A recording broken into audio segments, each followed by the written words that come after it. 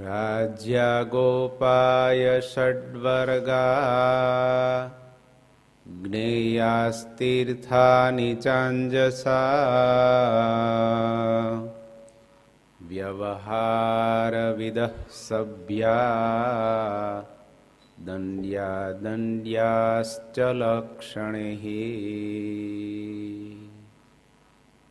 શ્રીજી મહારાજ શિક્ષાપત્રીના 158મા શ્લોકમાં રાજાઓના ધર્મનું નિરૂપણ કરતા એવું કહે છે.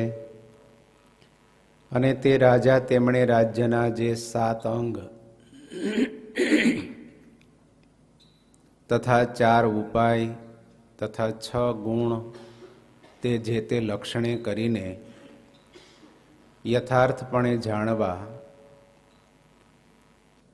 અને તીર્થ જે 4 મોકલ્યાના સ્થાનક તથા વ્યવહારના જાણનારા જે સભાસદ તથા દંડવા યોગ્ય જે માણસ તથા દંડવા યોગ્ય નહીં એવા જે માણસ એ સર્વને લક્ષણે કરીને યથાર્થપણે જાણવા.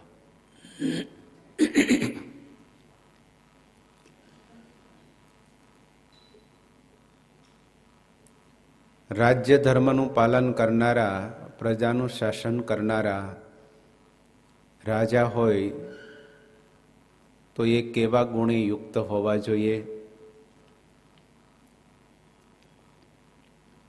રાજાના લક્ષણો મહારાજે આગળના શ્લોકમાં બતાવ્યા. પ્રજાનું કેવી રીતે પાલન કરવું જોઈએ એની વાત કરી. આ શ્લોકની અંદર મહારાજ રાજાએ કેટલીક બાબતો રાજ્ય સંબંધી જાણી રાખવી જોઈએ, શીખી રાખવી જોઈએ અને એ પ્રકારે પ્રજાનું શાસન કરવું જોઈએ એ બતાવે છે. પહેલું કીધું કે રાજ્યના 7 અંગો તથા 6 ગુણ અને તેના જે લક્ષણો એ યથાર્થપણે રાજાએ જાણવા જોઈએ. રાજા એટલે શાસક. પછી કોઈ પણ જગ્યાએ જ્યાં પણ શાસન કરવાનું હોય ત્યાં આ સિદ્ધાંતો બધા લાગુ પડે. ઘર હોય, પરિવાર હોય, સમાજ હોય કે જીવંત માનવ સમુદાય જ્યાં પણ હોય તો શાસન જેણે કરવાનું છે તો એમણે આટલી બાબતોનું અનુસંધાન રાખવું જોઈએ, જ્ઞાન હોવું જોઈએ અને એ પ્રકારે કાર્ય કરવું જોઈએ.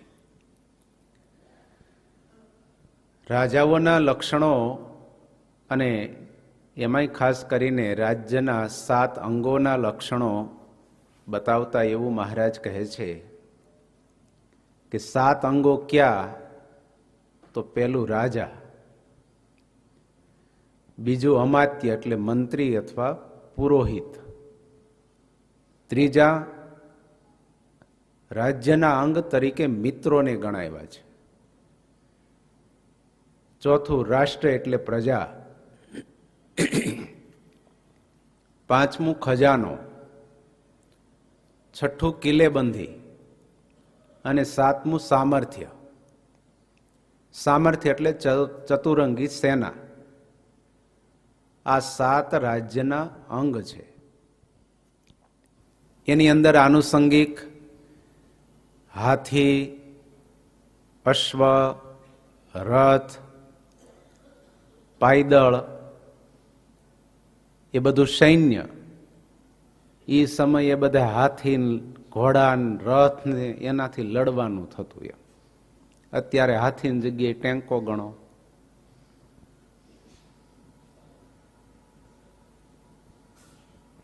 એ વખતે મોટર હતી નહીં, કોઈ એવા વાહનો હતા ને એટલે ઘોડા જ વાહનોમાં ગણાતા. અત્યારે એ પ્રકારના બધા સાધનો, વાહનો આવી ગયા. પાયદળ તો હોય જ. આ રાજ્યના 7 અંગો છે. સારી રીતે જેમણે પ્રજાનું શાસન કરવું હોય તો રાજાએ આ 7 અંગોના લક્ષણો જાણી રાખવા જોઈએ, સમજી રાખવા જોઈએ અને એ બધાને જ્યાં સમયે જેવી રીતે એમની પાસેથી કામ લેવાનું હોય એ પ્રકારે કામ લેવું જોઈએ. 7 અંગની અંદર મિત્રોને ગણાવ્યા, કારણ કે વધારે મનાઈ કોનું? મિત્રોનું. રાજાની આજુબાજુમાં જો સારા મિત્ર ન હોય ને તો રાજાને અને રાષ્ટ્રને બહુ મોટી નુકસાની કરનાર બને. હંમેશા મોટા માણસની આજુબાજુમાં જ્યારે હલકા માણસો ગોઠવાઈ જાય ને ત્યારે મોટાનું અને એને આનુષંગિક સમુદાયનું પતન થતું હોય. એટલે રાજ્યનું તો રાજાએ રક્ષણ કરવાનું છે, પણ સાથે પોતાનું પણ કરવાનું છે. કોનાથી? ખોટા માણસોથી. નહીતર ઉતાવળ કોને હોય ખબર છે? મોટા માણસોની આજુબાજુમાં ગોઠવાઈ જવાની ઉતાવળ કોને હોય? સજ્જન પુરુષ ને અભિજાત પુરુષો હોય ને એ કોઈ દિવસ કોઈ જગ્યાએ ક્યાંય પણ દુરાગ્રહનું સેવન કરતા જ હોતા નથી. અને ખોટા માણસો હોય ને એ આવી તક જોઈને જ બેઠા હોય કે કઈ રીતે, કેમ, શું કરીને આનુષંગિક વર્તુળમાં ગોઠવાઈ જવું. અને એવા વ્યક્તિઓ જ્યારે સત્તાધીશોની આજુબાજુમાં ગોઠવાઈ જાય ત્યારે રાજ્યનું અને રાજાનું બેયનું પતન થતું હોય છે. ખજાનો એના અનુસંધાને એ રાજ્યનું એક અંગ ગણાવ્યું છે, એટલે એના આધારે રાજ્યની સુખાકારી, આબાદી અને વિકાસ થતા હોય છે. કિલ્લેબંધી એટલે સુરક્ષાની વ્યવસ્થા, સામર્થ્ય એટલે ચતુરંગી સેના. સમય સમય ઉપર જે રાષ્ટ્ર પોતાની સુરક્ષાની ચિંતા કરે, વ્યવસ્થા કરે, તો જ એ રાષ્ટ્ર એ સુખદ રહી શકે અને આબાદ રહી શકે. ત્યાર પછી મહારાજે એવું કીધું કે 4 ઉપાય. 4 ઉપાય ક્યાં? એ ઘણાને ખબર હશે. સામ, દામ, ભેદ અને દંડ. કોઈ પણ કાર્ય કરવાનું હોય તો એના આ 4 ઉપાય અજમાવવાના હોય. સામ એટલે સમજાવટ. પેલું પ્રયાસ કેવો હોય? સમજાવટ. કે કોઈ પણ રીતે હિત, અહિત, ધર્મ, અધર્મ, ફાયદો, ગેરફાયદો, ભવિષ્યમાં આવનાર પરિણામ એ બતાવીને, એ પ્રકારની સમજ આપીને, પોતાનો કુળ ધર્મ સમજાવીને, પોતાના પૂર્વજોનો ઇતિહાસ કથાની વાત કહીને કોઈ પણ રીતે પેલા શાસ્ત્રની સિદ્ધાંત પ્રમાણેની વાત કરે, એમના હિત અહિતની વાત કરે, ફાયદા ગેરફાયદાની વાત કરે. આ બધી વાત કરવી એને શું કહેવાય? સમજાવટ એટલે સામ.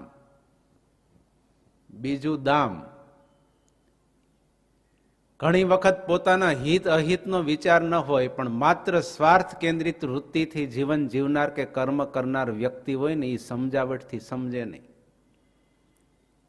એને નક્કી કર્યું હોય કે આપણો ટાર્ગેટ આ છે ને એ પૂરો થાય તો આપણે માન્ય મંજૂર. એમ રાજ્યનું સંચાલન કરવાનું હોય કે કોઈ પણ વ્યક્તિએ જ્યાં લીડરશીપ કરવાની હોય, વ્યવહાર કરવાનો હોય, તો ત્યાં પહેલામાં ન મેળ પડે તો પછી એની શું જરૂરિયાત છે, શું એની અપેક્ષા છે, એ પૂરી બધી તો કોઈ કરી શકે એમ જ ન હોય. કારણ કે માણસનું મન ભગવાને એવું બનાવ્યું છે ને, એ ખોપરી એવી છે એ ક્યારે ભરાતી જ નથી. પણ શાસક હોય એમણે દામ એટલે કે કોઈ એની અપેક્ષિત વસ્તુ કિંચિત આપીને, કાંઈક એને પ્રલોભન આપીને, કાંઈક લાલચ આપીને, એકાદો ટુકડો ફેંકીને, પણ કરવું શું? એનો રસ્તો કાઢવો, એનું નિરાકરણ કરવું, કે એની જરૂરિયાતોને કાંઈક અંશે પૂરી કરીને એ નડે નહીં, એનું નિરાકરણ થાય. એને શું કહેવાય? દામ. ત્યાર પછી દંડ. યુદ્ધ વગેરેની શિક્ષા કરવી.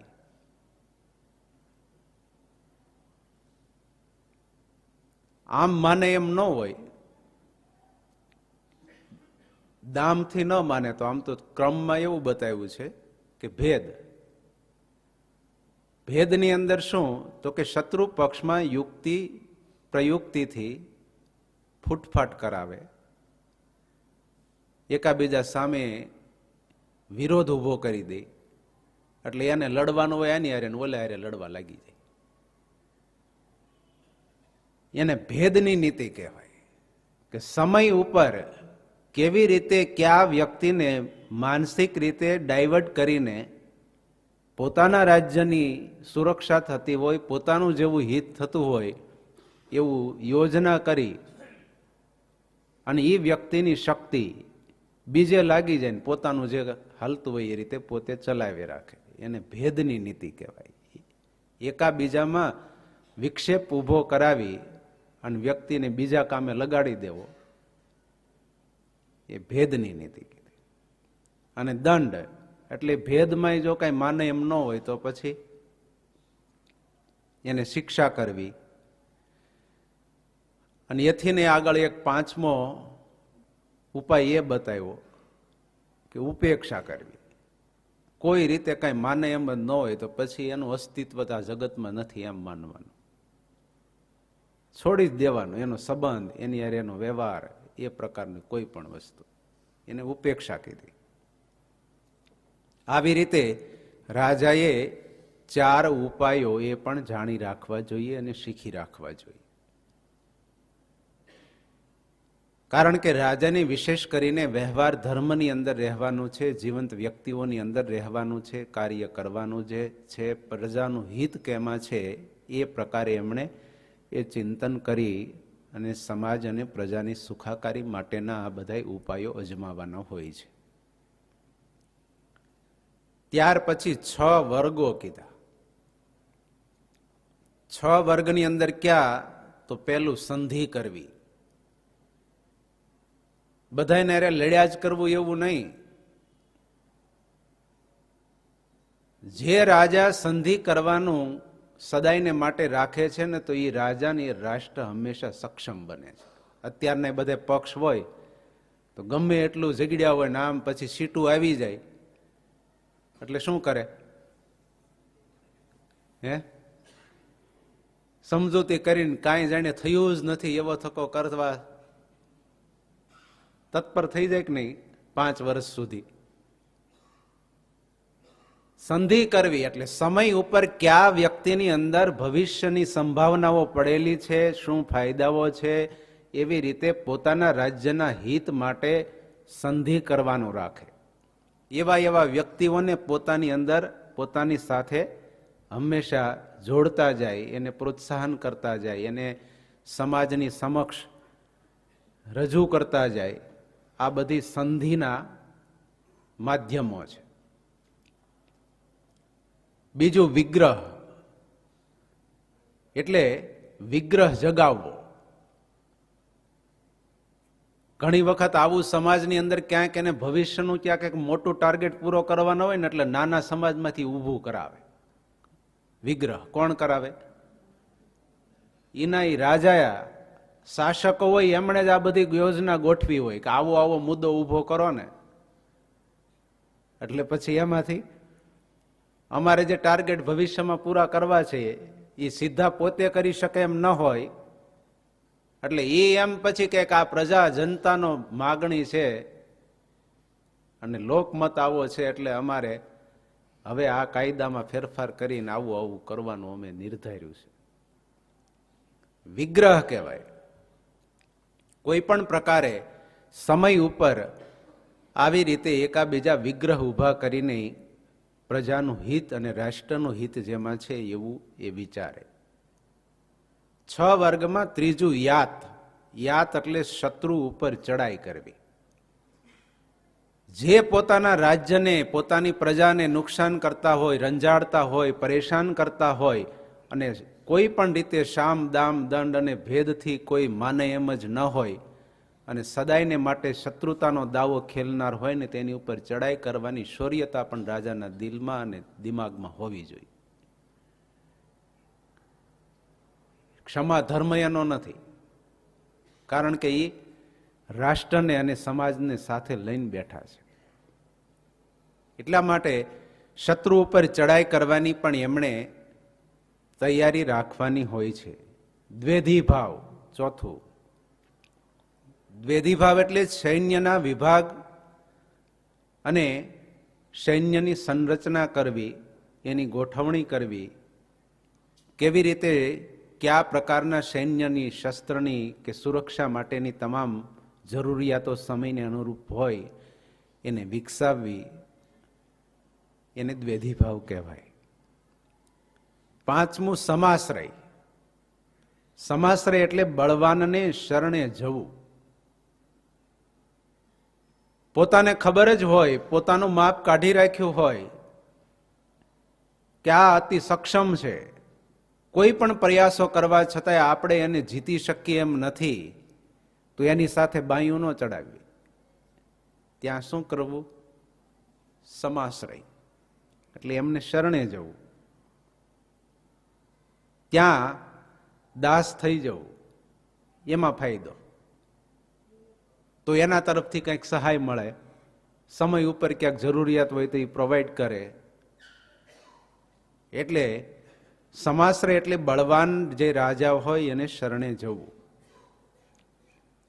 તો આવી રીતે રાજા કોઈને શરણે સ્વીકારે, કોઈની સાથે સંધિ કરે, કોઈની સાથે સારો સંબંધ કેળવે, તો એ પોતાની નબળાઈ નથી, પણ રાજ્યની વિકાસ, સુરક્ષા એના માટેની એ સંરચના છે.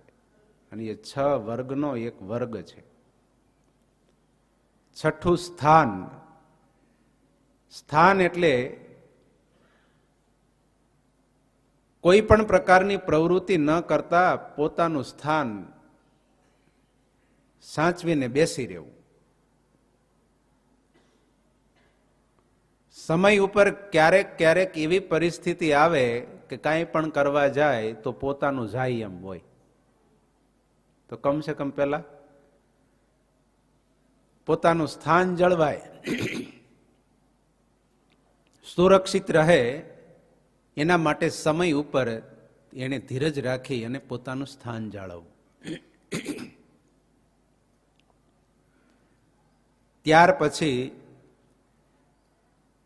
મહારાજે એવું કીધું, તીર્થ જે 4 મોકલ્યાના સ્થાનક તથા વ્યવહારના જાણનારા જે સભાસદ તથા દંડવા યોગ્ય જે માણસ તથા દંડવા યોગ્ય નહીં એવા જે માણસ, એ સર્વેને લક્ષણે કરીને યથાર્થપણે જાણવા.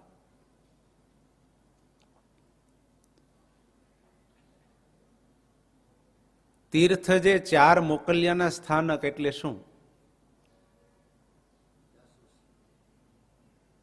થોડા સમય પહેલા એક આમ તો હરિભગત જેવા દાદા હતા, બાપા, એટલે મને કે સ્વામી એક આજ્ઞા બાકી રહી જાય છે. મેં કીધું કઈ? એટલે કે 4 મોકલવાની તીર્થસ્થાનમાં. એટલે મેં કીધું આ 4 મોકલ, હવે 10મો 20મો ભાગ કાઢવાનું તો આવે છે એમ. એટલે મને એમ કે એને 4 મોકલવી છે કે ગાયું આ વખતે કે હેમર વાવી છે, ઓલી જાહેર વાવે ને, એ જે 2 ભર થાય તો 2 ભર કે અહીંયા ગાયો ભલે લીલા લહેર કરે કે મોકલી દેવી છે. હું તો ઘડીક વિચાર કરું, મેં કીધું આ 4 મોકલવાનું કે ભગવાને કીધું છે ને આ તીર્થ સ્થાનમાં, કે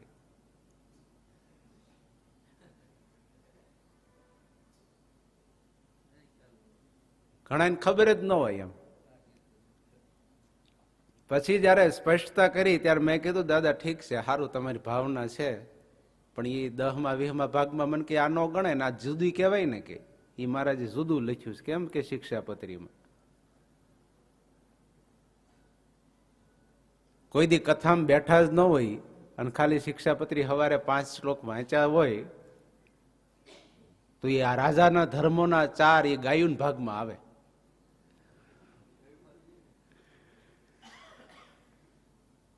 સભાસદ તીર્થ જે 4 મોકલ્યાના સ્થાનક, તીર્થ કોને કહેવાય?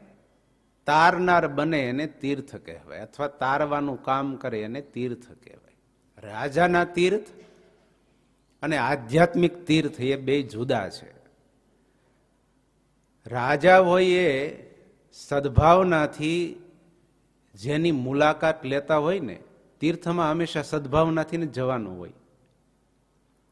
એટલે રાજા શંકાની દ્રષ્ટિએ નહીં, પણ સદભાવનાથી જેની મુલાકાત લેતા હોય, જેનું નિરીક્ષણ અને પરીક્ષણ કરતા હોય, અને સદભાવનાથી જેનો લાભ લેતા હોય, પોતાની સુરક્ષા માટે, પ્રજાની સુરક્ષા માટે, રાજ્યના વિકાસ માટે, તો એ રાજાના તીર્થ છે. તીર્થ એટલે જાસૂસો મોકલવાના સ્થાનો.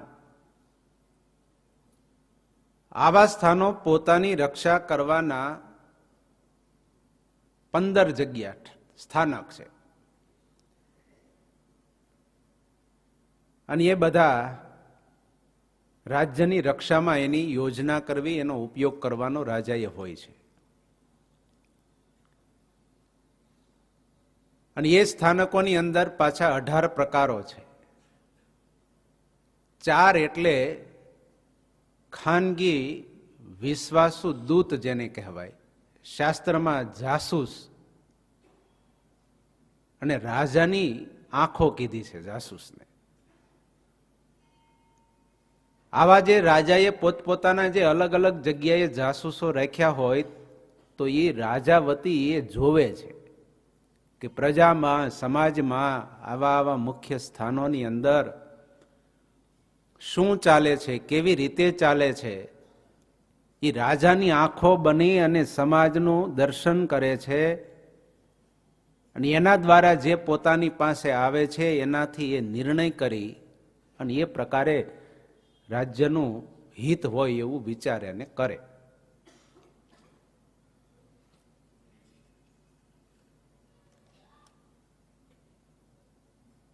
એટલે રાજાના ધર્મોની અંદર એવું લખ્યું કે રાજાએ જાતે પોતે તપાસ કરવી, પોતે નજર રાખવી, પોતે ધ્યાન રાખવું. કેનું કેનું પોતે ધ્યાન રાખવું અને જાતે નજર રાખવી? તો કે પેલું તીર્થ. જંગલનો રક્ષક હોય તો એનું રાજાએ પોતે ધ્યાન રાખવું. બીજું, પોતાના મંત્રી હોય તો મંત્રી ઉપરની દેખરેખ એ બીજા માણસો દ્વારા નહીં,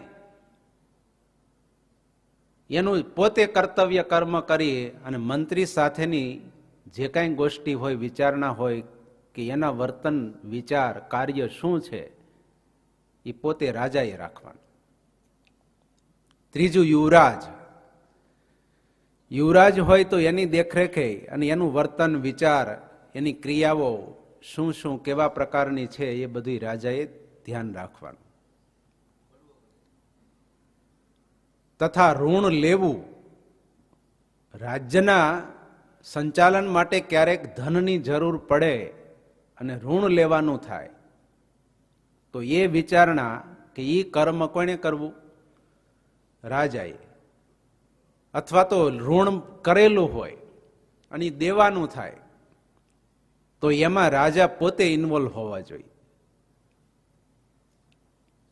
થાપણ રાખવાની હોય, કારણ કે કોઈ પણ સમુદાય છે, કોઈ પણ રાજ્ય હોય, રાષ્ટ્ર હોય, તો મેન પાવર અને મની પાવર એ બેયને જે સારી રીતે મેનેજ કરી શકે ને, એ જ હંમેશા સામુદાયિક વિકાસ કરી શકે, સુખદ વિકાસ કરી શકે, તંદુરસ્ત વિકાસ કરી શકે. એટલા માટે આ રાજ્યના ધર્મની અંદર, શાસકના ધર્મની અંદર એવું બતાવ્યું કે કોઈ પણની થાપણ રાખવાની હોય તો એ પણ પોતે રાખે.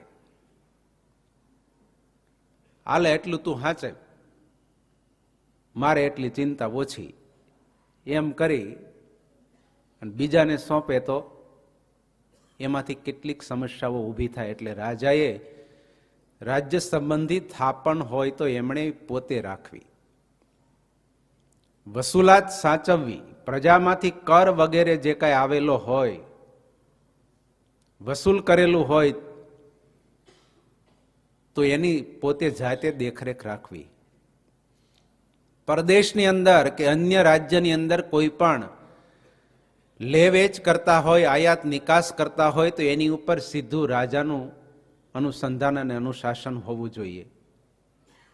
કોઈ પણ જાતના ઝઘડા થાય તો તેના નિર્ણય એ પોતે જાતે લેવા, અને પાછા કેવી રીતે લેવા એ પણ બતાવ્યું કે આવા કોઈ પણ પ્રશ્ન ઊભા થાય, કોઈ પણ સમસ્યાઓ આવે, ઝઘડા થયા હોય તો એનો નિર્ણય કરવાનો હોય તો રાજાએ રાત્રે નક્કી કરવું, દિવસે નહીં.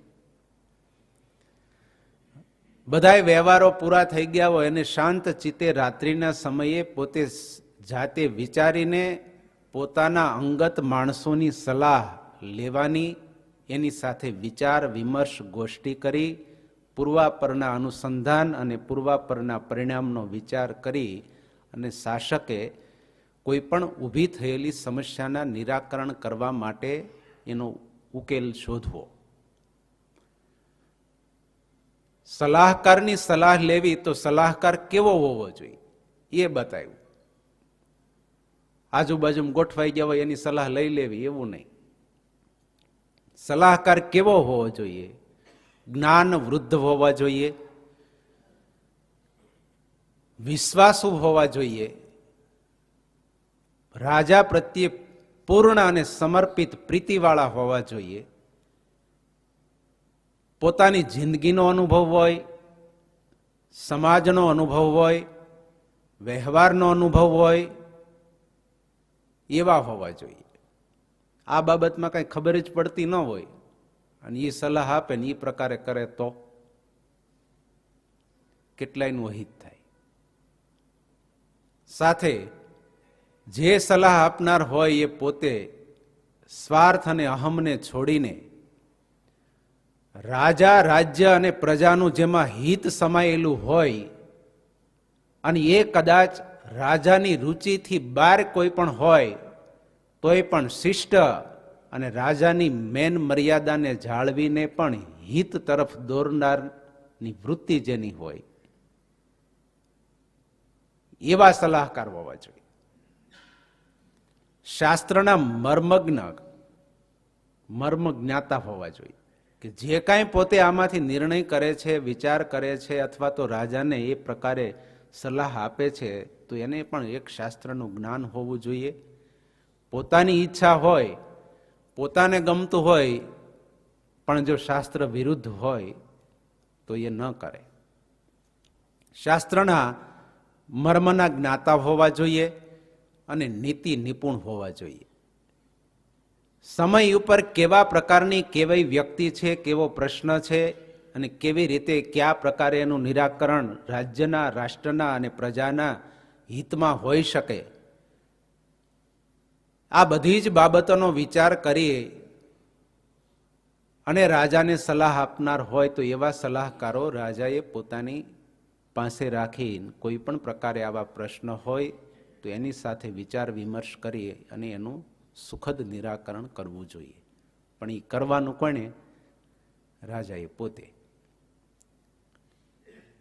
વિશેષમાં એટલું કીધું કે રાજાએ વેશ બદલો કરીને જાતે પ્રજાના સુખ દુઃખ જોવા અને જાણવા, એ પણ પોતે જાતે કરવું.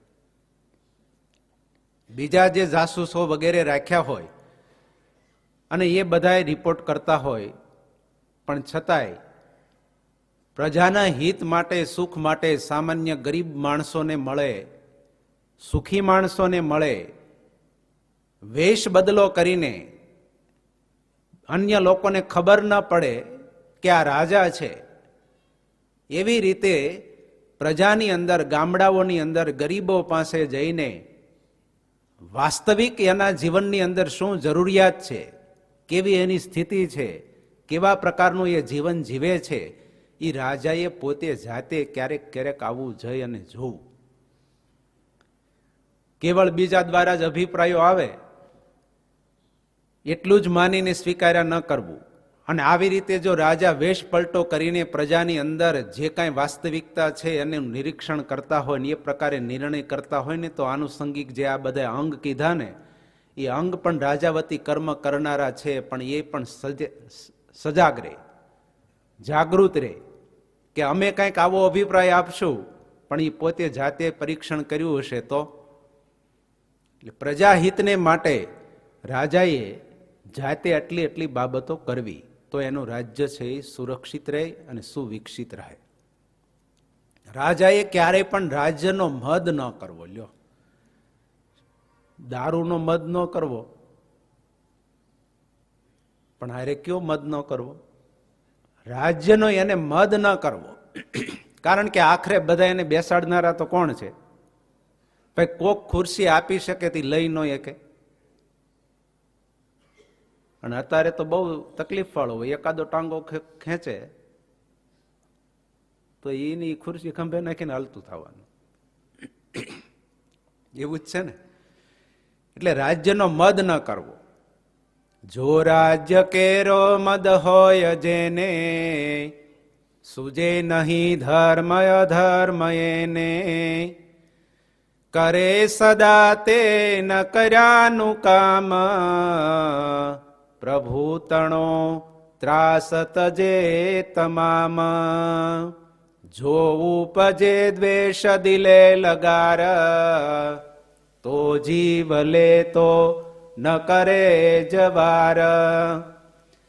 ગરીબ કેવી પ્રસુસંત હોય, તેવું પરે લેશ દયા ન તોય. જો રાજ્યનો મદ આવે ને તો જેનાથી, જેની કૃપાથી એ પાયમા હોય ને એની ઉપર જ આવું કર્મ કરે અને પતનનું કારણ બને. એટલા માટે આવી રીતે રાજાએ રાજ્યના હિત માટે જાતે કરવાના એટલી બાબતો એ પોતે જાતે જ કરવી જોઈએ. સ્વરક્ષક જે 15 તીર્થો સ્થાનો કીધા એ, અને પરરક્ષક જે 18 તીર્થ સ્થાનો છે, એમાં સ્વરક્ષક એટલે પોતાની રક્ષામાં જે 15 તીર્થ સ્થાનો એ ક્યાં? તો પેલું રાણી, એ રાજાનું તીર્થ છે, સ્વરક્ષક કહેવાય.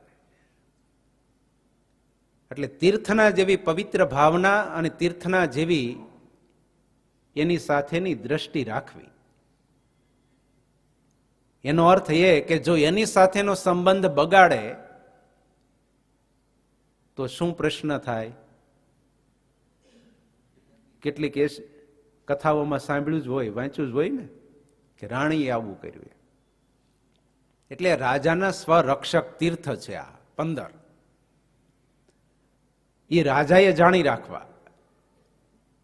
પેલું રાણી, બીજું રાજમાતા, ત્રીજું કંચુકી એટલે જનાનખાનાનો રક્ષક, ચોથું માળી, કાયમને માટે ફૂલ દેવા જતો હોય અને જો એની હારે બગાડે તો ફૂલની હારે. પલંગનો ચાકર, દરરોજને માટે રાજાનો ઢોલિયો સુવા માટેનો સજાવતો હોય અને એની હારે બગાડ્યું, કાયમી બગાડ નાખે ને. છઠ્ઠું પગચંપી કરનારો કોણ હોય? સાતમું વર્ષાસન ખાનાર હોય એટલે બંદીજનો વગેરે. આઠમાં રાજવૈદ, એવી આપી દે ને ઢીલો ઢહ કરી દે જો એની હારે બગાડે તો. એટલે એક ચિંતકે બહુ સરસ કીધું એમ કે ભગવાન હારે અને ડોક્ટર હારે એ બે હારે બગાડવું ને એને નારાજ ન કરવા. જો ભગવાનને નારાજ કરે ને તે ડોક્ટર પાસે મોકલી દે, અને ડોક્ટરને જો નારાજ કરે ને તે ભગવાન પાસે મોકલી દે.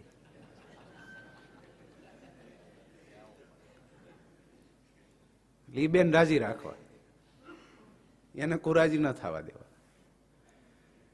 રાજાના 15 તીર્થોમાં રાજવૈદ્યને ગણાવ્યા. 9મું રાજાને પાણી પાનાર હોય. 10મું જેમાં પછી પાન બીડું આપનારો હોય. 11મું રાજગુરુ. રાજ ઉપર પણ ધર્મ ગુરુનું શાસન, ધર્મદંડ છે. એમનો ક્યારે અનાદર ન કરવો, એમની સાથે સંબંધ સારો રાખવો. 12મું અંગરક્ષક. બોડીગાર્ડ હોય ને, નહીં તો રક્ષા માટે મૂક્યા હોય એ શું કરે. 13મું રાજમહેલની સાફ સફાઈ કરનાર, કારણ કે પોતાની સાથે જ રહેનારા હોય. 14મું છત્ર એટલે છડી ધરાવનાર હોય. અને 15મું દાસીઓ, જે પોતાની સેવામાં રહેલ દાસીઓ કે તે બધા હોય તો એ પણ રાજાથી નજીક રહેનારા છે. નહીંતર ઘણી વખત રાજ્યની અંદર આવું બધું વિચાર્યું ન હોય તો રાજીવ ગાંધીમાં કે ઇન્દિરાજીમાં જે થયું હોય તો એ લગભગ આમાંથી જ હોય કે નહીં. ઘટેલી ઘટનાઓની ઇતિહાસ કથા ઉપર નજર રાખો તો આ શાસ્ત્રકારોએ રાજ્યની અને રાજાની સુખાકારી માટે કેટલું આ ભારતના ઋષિ મુનિઓ આ શાસ્ત્રમાં સિદ્ધાંતો આપ્યા છે. કેટલી ભવ્ય અને દિવ્ય એની આર્ષ દ્રષ્ટિ વિચારસરણી હશે એ મહાપુરુષો ઋષિ મુનિઓની, શાસ્ત્રકારોની, કે સમાજ સુરક્ષિત રહે, આધ્યાત્મિક અને ભૌતિક રીતે સુરક્ષિત રહે, સુવિકસિત બને, તો એના માટે કેટલી કેટલી બાબતો એમણે ધ્યાનમાં રાખવી જોઈએ. એ બધી વાતો શાસ્ત્રોની અંદર લખેલી છે. અને એ માત્ર ને માત્ર ભારતના એ ભવ્ય મહાન ઋષિ મુનિઓને વેદકાલીન સંસ્કૃતિની પરંપરાની અંદર આપણા આ ગ્રંથોમાં છે. બીજી કોઈ વિશ્વની સંસ્કૃતિમાં આ બાબતો ક્યાંય છે જ નહીં. 18 પ્રકારના પરરક્ષક સ્થાનો છે. એ રાજાના તીર્થો 18 છે. એમાં પહેલું મંત્રી, બીજું પુરોહિત, ત્રીજા યુવરાજ, ચોથા સેનાપતિ, 5મો દ્વારપાળ, 6ઠા અંતઃપુરનો અધિકારી, 7મા જેલર, 8મા ખજાનચી, 9મા નાણાંની વ્યવસ્થા કરનાર, 10મા વ્યવહારિક સલાહકાર, 11 નગરપતિ, 12 પગાર ચૂકવનાર, 13 ધર્માધિકારી, 14 સભાપતિ, 15 દંડ દેનાર, 16 કિલ્લાનું રક્ષણ કરનાર રક્ષક, 17 રાષ્ટ્રના રક્ષક અને 18 જંગલનો અધિકારી. આ પરરક્ષક 18 તીર્થસ્થાનો રાજાના છે. પહેલા 15 હતા એ ક્યાં હતા? સ્વરક્ષક. મૂળ શ્લોકમાં કીધું ને કે સ્વરક્ષક અને પરરક્ષક એવા જે તીર્થસ્થાનો, એના લક્ષણો જાણવા. આ 18 પરરક્ષક તીર્થસ્થાનો રાજાના છે. વ્યવહારના 18 પ્રકાર કીધા પછી 18 બાબતોના સાર અસારનો વિચાર કરી, હિત અહિતનો વિચાર કરી, ફાયદા ગેરફાયદાનો, સુખ દુઃખનો વિચાર કરી અને જે કાંઈ એનું નિરાકરણ કરનારા હોય ને આવી રીતે 18 પ્રકારના જે વ્યવહારને જાણનારા હોય એને વ્યવહારજ્ઞ કહેવાય અથવા તો સભાસદ કહેવાય. એ સભાસદના લક્ષણો કીધા કે આવા જે સભાસદ હોય કે 18 પ્રકારના વ્યવહારને જાણીને સમય ઉપર રાજ્યના અને રાજાના હિત માટેનો નિર્ણય કરનારા હોય, ફાયદા ગેરફાયદાનો વિચાર કરનારા હોય, સુખ દુઃખનો વિચાર કરનારા હોય તો એ ધર્મને જાણનારા હોવા જોઈએ, સત્ય વક્તા હોવા જોઈએ, રાજાને સારું લાગે એવું નહીં પણ રાજાનું સારું થાય એવું કહેનારા હોવા જોઈએ, પ્રજાને સારું લાગે એવું બોલનારા નહીં પણ પ્રજાને સારું થાય એવું કરનારા હોવા જોઈએ, રાષ્ટ્રનું જેમાં હિત હોય એવું સમય ઉપર સત્ય બાબતને કહેનારા હોવા જોઈએ.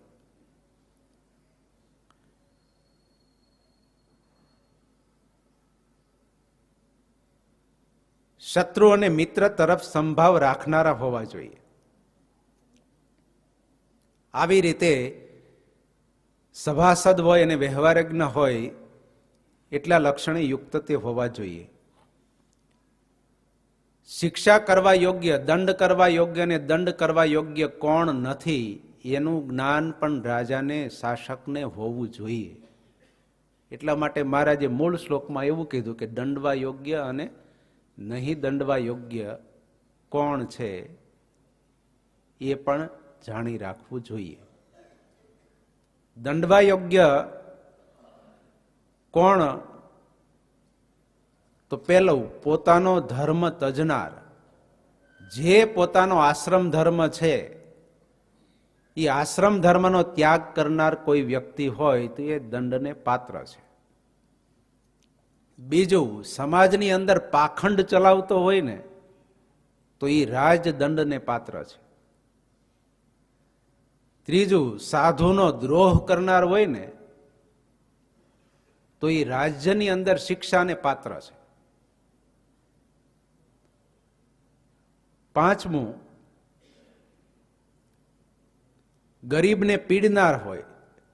ચોથું, ગરીબને દુઃખ, એક તો બિચારા દુઃખી હોય ને પાછું એને વધારે આ દુઃખી કરતો હોય, તો એવું કર્મ કરનારો કોઈ વ્યક્તિ હોય તો એ પણ દંડને પાત્ર, શિક્ષાને પાત્ર છે. અને પાંચમું, કોઈ પણ પ્રકારની સામાજિક રાજ્ય તરફથી વ્યવસ્થાઓ, આયોજનો કે કોઈ પણ આયામો ગોઠવવામાં આવેલા હોય તો એ સુંદર સંરક્ષણની કે સુવિકસિત રાજ્યની, રાષ્ટ્રની યોજનાઓ જ્યારે રાજ્ય તરફથી પ્રવાહિત કરવામાં આવી હોય તો એ મર્યાદાને તોડનારો હોય ને તો એ પણ દંડને પાત્ર, શિક્ષાને પાત્ર છે. ત્યાર પછી શિક્ષા કરવા અયોગ્ય કોણ, દંડ કરવા યોગ્ય કોણ નથી? તો પેલું સત્પુરુષો, સંત પુરુષો, ભગવાનના જે સંત છે એને ક્યારેય રાજાએ દંડ ન કરવો. બીજું, સ્વયં રાજા, એ કોઈ દંડ કરવા યોગ્ય નથી. કદાચ માનો કે આટલું મોટું કાર્યક્ષેત્ર હોય અને ક્યારેક કોઈ પરિસ્થિતિ કે સંજોગો વશાત એમનાથી કંઈક અયોગ્ય થયું તો રાજ્ય ઉપર દંડ કોઈનો નથી. એટલે રાજ્યાભિષેક કરે ને ત્યારે રાજા વિધિ કરાવતા હોય ને તે વેદના મંત્રોનું ગાન કરી અને રાજ્યાભિષેકની વિધિમાં શાસ્ત્રમાં એવું બતાવ્યું કે નાની એવી લાકડી લઈ અને એના રાજ્ય ગુરુ, મુખ્ય ગુરુ હોય ને એ માથામાં લાકડી મારે અને બોલે. એટલે હરખાઈ ન મારવાની હોય પણ વિધિ. તમારે ઓલું લગ્ન કરે ત્યારે ઓલું તરાક ને ઓલું શું બતાવતા હોય શું હોય, પણ પ્રયોગ કરવાનો હોય પ્રેક્ટિકલ. તૈયારી માટેની ખાલી નિશાનીઓ બતાવે એમ કે આટલી બાબતોની તમે તૈયારી રાખજો. રવૈયો શું હોય, મંથાઈ જશો, હુયાથી વિંધાઈ જશો, કઈ કઈ આઈટમ હોય બોલો ખરા? બધાને યાદ છે હો. ત્યારે ખાલી પ્રતીક હોય ને હવે પ્રેક્ટિકલ હોય. એટલે એમ આ બધા રાજ્યાભિષેક કરે ત્યારે એની ઉપર દંડ એટલે લાકડી અડાડે એમ અને બોલે કે દંડીઓ સી, દંડીઓ સી, દંડીઓ સી એમ. ઈ પેલા અદંડીઓ સી, અદંડીઓ સી, અદંડીઓ સી એવી રીતે 3 વખત લાકડી માથામાં અડાડવાની. એટલે રાજ સત્તા ઉપર છો તમે, હવે તમારી ઉપર કોઈનો દંડ નથી, તમારી ઉપર કોઈનો દંડ નથી, તમારી ઉપર કોઈનો દંડ નથી એમ. પછી પાછી મંત્ર બોલીને પાછી લાકડી મારે કે ધર્મદંડીઓસી, ધર્મદંડીઓસી, ધર્મદંડીઓસી. તું એમ નહીં માનતો તારી ઉપર હું ધર્મગુરુ છું અને મારો દંડ તો તને છે જ એમ. ધર્મગુરુ સિવાય રાજાને કોઈ દંડ દે નહીં, એટલે દંડ કરવા યોગ્ય રાજા નથી. ત્યાર પછી દંડ કરવા યોગ્ય ગરીબ નથી. ચોથું, બ્રહ્મનિષ્ઠ બ્રાહ્મણ હોય તો એને કોઈ દિવસ દંડ ન કરવો. તપસ્વી હોય એને દંડ ન કરવો. માતા પિતા ક્યારેક ભૂલ કરે ને કંઈક પણ એવું થાય તો રાજાએ માતા પિતાને દંડ ન કરવો. અને 7મું, ગુરુને દંડ ન કરવો. 8મું, ભગવાનનો એવો જે ભક્ત હોય ને સાચો એને દંડ ન કરવો. આ 8 એ દંડને પાત્ર નથી. ક્યારેક કોઈ પણ પ્રકારની એનાથી ક્ષતિ થાય તો રાજાએ એને દંડ ન કરવો, કારણ કે એને દંડ કરવાથી રાજાનું અને રાષ્ટ્રનું બધાયનું અહિત થાય છે. કારણ કે આ બધી મહાન અને દિવ્ય ચેતનાઓ છે. આવી રીતે રાજાએ રાજ્યનું સારી રીતે સંચાલન કરવા માટે મહારાજે રાજાના ગુણ, લક્ષણો અને રાજાને જાણવાની કેટલીક બાબતો એ આ 2 શ્લોકની અંદર મહારાજે કીધી છે. ત્યાર પછી શિક્ષાપત્રીના 159માં શ્લોકમાં મહારાજ આજ્ઞા કરતા એવું કહે છે, સભર્તુકાભિ નારીભિ સેવ્ય સ્વપતિરીશ્વત અંધો રોગી દરિદ્રો વા ષંઢો વાચ્યમ ન દુર્વચઃ. હવે સુવાસિની બાઈઓના વિશેષ ધર્મ કહીએ છીએ. અમારે આશ્રિત જે સુવાસિની બાઈઓ તેમણે પોતાનો પતિ અંધ હોય, રોગી હોય, દરિદ્રી હોય, નપુસંક હોય તો પણ તેને ઈશ્વરની પેઠે સેવવો અને તે પતિ પ્રત્યે કટુ વચન ન બોલવું. રાજાના 2 શ્લોકની અંદર ધર્મ કહીને હવે મહારાજ સંસારની અંદર રહેલા સદગ્રહસ્થ એમના જે સુવાસિની બાઈઓ એમના ધર્મોની વાત કરતા એવું કહે છે કે સુવાસિની બાઈઓ તેમણે પોતાનો પતિ અંધ હોય, રોગી હોય, દરિદ્રી હોય, નપુસંક હોય તો પણ એમની ઈશ્વરની પેઠે સેવા કરે. આર્ય સંસ્કૃતિમાં સ્ત્રી પુરુષોના સંબંધ અને લગ્ન ગ્રંથિથી કોઈ પણ જ્યારે જોડાય છે અને સાથે કાયમને માટે જિંદગી પર્યંત એક પત્નીત્વ વ્રત અને એક પતિત્વ વ્રત રાખીને ભારતની સંસ્કૃતિમાં આપેલો આ જે સહજીવનનો સિદ્ધાંત છે ને એ વિશ્વની તમામ સંસ્કૃતિ કરતાં સર્વોત્કૃષ્ટ છે અને સર્વશ્રેષ્ઠ છે. અને અધ્યાત્મ જીવન પણ એમાં અને સમાજ જીવન પણ એમાં સુરક્ષિત રહે એવો સિદ્ધાંત અને મર્મ પણ રહેલો છે. પતિ પત્ની એ 2 પરસ્પર એકબીજાના અર્ધાંગનાઓ છે. એટલે પત્નીને અર્ધાંગના કહે છે ને. શિવજી અને પાર્વતીજીના ક્યારેક તમે એવા દર્શન કર્યા હશે કે અડધું સ્વરૂપ શિવજીનું હોય ને અડધું પાર્વતીજીનું હોય. સંસાર જીવનનો એ આદર્શ છે. શરીર જુદા હોય પણ હૃદય અને મનથી સદાયને માટે એકમેક અને રહેવાની પ્રતિજ્ઞાઓ અગ્નિનારાયણની સાક્ષીએ લગ્ન પ્રસંગે માંડવામાં એ કરતા હોય છે વેદોક્ત વિધિના મંત્રો સાથે. એના દુઃખે દુઃખી થાય, એના સુખે સુખી થાય એ સંસાર જીવનનું એક સૂત્ર છે. લગ્ન પછી કોઈ પણ પ્રકારની ખોટ ખાપણ આવી પડે તો પણ ક્યારેય પતિ પ્રત્યે અવગણના ન રાખે, અભાવ ન રાખે, અપ્રીતિ ન રાખે. એવી રીતે સામે સ્ત્રીની અંદર ક્યારેય પણ કોઈ પરિસ્થિતિને અનુસંધાને ખોટ ખાપણ આવી જાય તો પતિએ પણ સ્ત્રી પ્રત્યે ક્યારેય પણ કોઈ કુભાવના કે અભાવના કે અપ્રીતિ ન રાખવી અને એ વચને કરીને ક્યારેય પરસ્પર એકબીજાને ન બોલાવવા. આમાં ખાલી એવું લખ્યું કે પતિને આવા વચને ન બોલાવવો એટલે એક વન વે સાઈડ નથી એમ, પણ સામ સામે બંને. નતર વળી એમ કે મારે છૂટી છે, તને બંધી છે. હંમેશા કાયદા બીજા ઉપર લાગુ પાડવામાં સૌને આગ્રહ વધારે હોય. એવું વિધાન કર્યું કે સંબંધ જ્યારે નક્કી કરતા હોય એ વખતે કોઈ પણ પ્રકારની ખોટ ખાપણ નથી એવી પસંદગી કરતા પહેલા જોઈ લેવું અને તેની તકેદારી રાખવી. પણ શાસ્ત્રોમાં આ બાબતે ખૂબ સાવધાની રાખવાનું વિધાન પણ કરેલું છે. ઘણી વખત સંબંધ કરવાનો હોય ત્યારે એમ કહેતા હોય ને કે જોવા જવું છે. હકીકતમાં જ્યારે જોવા જવાનું હોય ને ત્યારે આ બધા કોઈ જોતા જ હોતા નથી. અને જ્યારે જોવાનું બંધ કરવાનું હોય ને ત્યારે જોવાનું ચાલુ કરે, એટલે મોટા પ્રશ્ન ઊભા થાય. જ્યારે સંબંધ નક્કી કરવાનો હોય ત્યારે 1 કલાક 2 કલાકમાંથી પ્રોગ્રામ પતાવી અને બહાર રીતે જોઈ આવે એટલી સંપત્તિ છે, એટલી પ્રોપર્ટી છે. આમાં આવ્યું હતું ને ધનાઢ્ય ગ્રહસ્થ એવા જે અમારા સત્સંગી એમણે વિષ્ણુ સંબંધી મહોત્સવો કરવા. દીકરાનો કે દીકરીનો સંબંધ કરાવવાનો હોય ત્યારે તમે જેવી પ્રોપર્ટી ગણો, જેવા તમને ધનવાન ગણો, એવા ધર્માદો કરવાનો હોય ત્યારે ગણો. ત્યારે કેવી ગણતરી કરે અને કેવું વર્ણન કરે. ભાડે દુકાન હોય ને તો કે હમણાં લઈ લીધી. કોઈની ભાગવી વાવતા હોય ને તો કે એટલી વાવીએ છીએ એમ એમ કે ને ઘરની છે એવું ન કે. જમીન હોય એથી મોટું બતાવે અને ત્યારે અમે સમૃદ્ધ છીએ, શ્રીમંત છીએ, સુખી છીએ.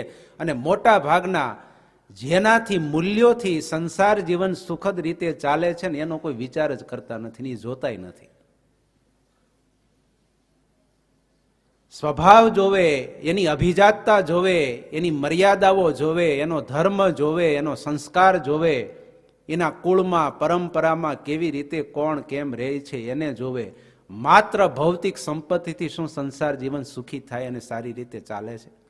અત્યારે સમાજમાં સમસ્યાઓ સ્વભાવની હોય છે, સંપત્તિની નહીં. અને છતાંય નક્કી કરે તો પ્રોપર્ટીના આધારે. એનામાં કેવા ગુણ, કેવા સંસ્કાર, કેવો ધર્મ છે, કેવી મેન મર્યાદાઓ છે, વડીલો પ્રત્યેનો આદર ભાવ છે કે નહીં, સેવક ભાવના છે કે નહીં, કેવળ માત્ર લેવાની જ ભાવના હોય પણ કાંઈ દેવાની ભાવના જ ન હોય તો એ સંસાર જીવન કેવી રીતે સારી રીતે ચાલે? આમ જ્યારે લગ્ન કરીને આવે ને એટલે પછી જોવાનું ચાલુ કરે કે આનામાં તો અકલનો છાંટોય નથી, તો પેલા તમારામાં ક્યાં ગઈ હતી? આને તો આ શાક વઘારતા આવડતું જ નથી, પોતા કેમ મારવા એની ખબર જ પડતી નથી, તો તમે મારો. હવે જોવાનું જયારે બંધ કરવાનું હોય, ભાઈ જે આવ્યું જે લઈ આવ્યા તો શું કરવું પડે? કાં એને શીખવાડો ને કાં સ્વીકારો. બે જ વિકલ્પ, ત્રીજો વિકલ્પ ન હોય. પણ જયારે ઓલું જોવાનું હતું ત્યારે જોયું નહીં, અને જયારે જોવાનું બંધ કરવાનું હોય ત્યારે શું કરે? જોવાનું ચાલુ કરે. એટલે પછી રોવાનું ચાલુ થાય. એટલા માટે સંબંધ કરતા પહેલા જ આ બધી જ બાબતનો વિચાર કરીને ત્યાર પછી આગળ ચાલવું. પોતાના પતિના સ્વભાવને અનુરૂપ અને અનુકૂળ થનારી પત્નીને શાસ્ત્રમાં પતિવ્રતા નારી કીધી છે, સુવાસિની બાઈ કીધી છે. અને વિપરીત રીતે પતિથી ચાલનાર અને કર્મ કરનારી કોઈ નારી હોય ને તેને શાસ્ત્રમાં કુલટા સ્ત્રી કીધી છે. બેયના માટે શબ્દ પ્રયોગ અલગ અલગ કરેલા છે. મહારાજ કે પતિને દુર્વચને કરીને બોલાવવા નહીં. અને પતિને દુર્વચનથી બોલાવનારી નારી કે સ્ત્રી હોય તો ભાષ્યમાં શતાનંદ સ્વામી એવું કહે છે કે 7 જન્મ સુધી એ કેક નામની રાક્ષસી બની અને ભયંકર પીડાને પામે છે. એક ભાઈ આવી કથા સાંભળીને ઘરે ગયા, જોયું કે સાંભળ્યું? ત્યાં ઓલી ઊભી થઈ, પણ એ મને થોડું હોય, હું તો કેવી ભક્તિ કરું છું, આ છે મને એ થોડું લાગુ પડે એવું થોડી હું થવાની હોઉં. તો ઓલી કે બેહી જા, એકનો એક જન્મ બીજી વાર ન આવે. કે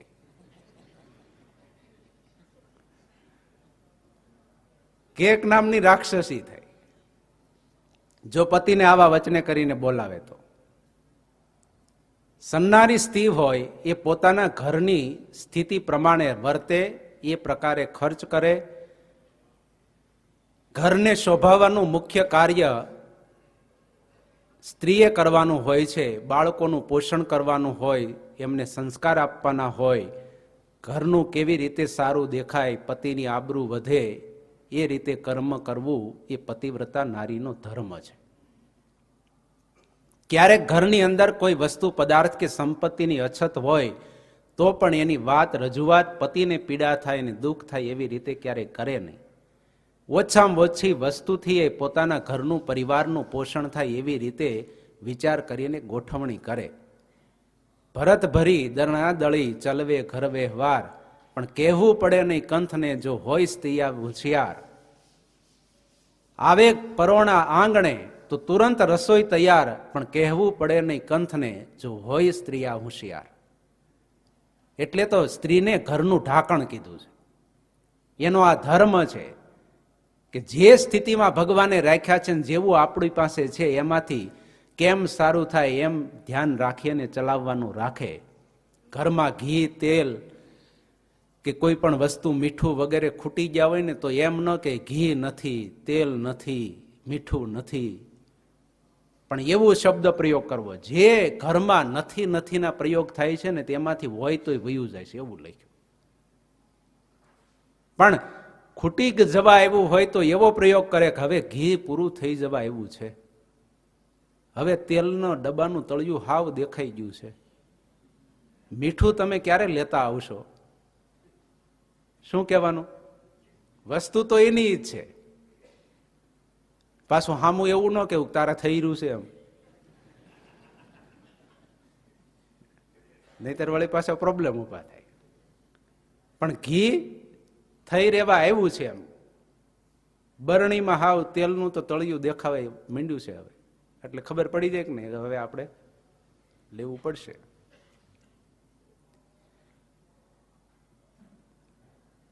પતિ આધીન સ્ત્રીએ ક્યારેય પોતે રસોઈ એકલા બનાવીને એકલા જમી ન લેવી.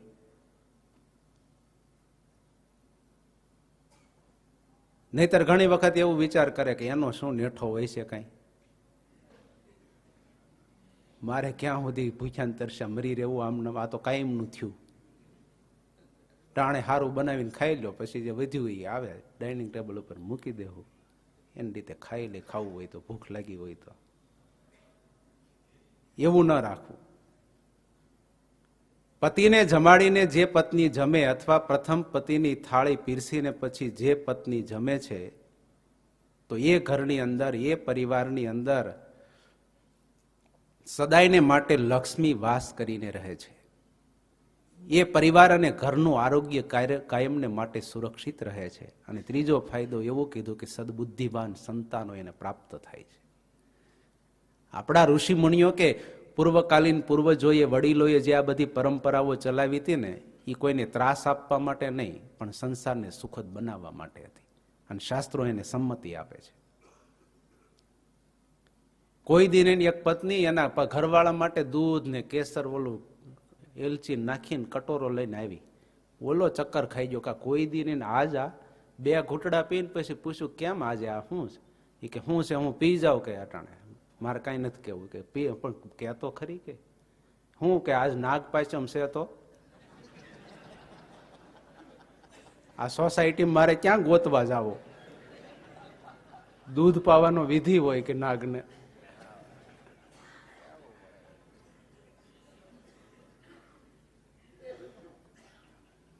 શતાનંદ સ્વામી એવું કીધું કે પતિ પ્રત્યે ક્યારેય પણ દુર્ભાવના સન્નારીએ સેવવી નહીં, બીજો વિચાર પણ એમના પ્રત્યે ક્યારેય કરવો નહીં.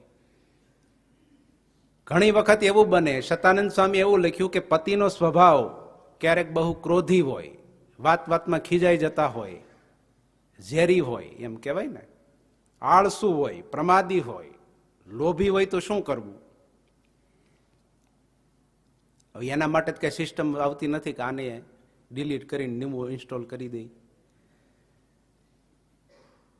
તો સ્વામી એવું લખ્યું કે આવી રીતે ક્યારેક અયોગ્ય સ્વભાવ પ્રકૃતિ હોય તો પણ પત્નીએ ક્યારેય પતિ પ્રત્યે અવગણનાની દ્રષ્ટિ ન રાખવી ને એની વાત પણ બીજાને ન કરવી.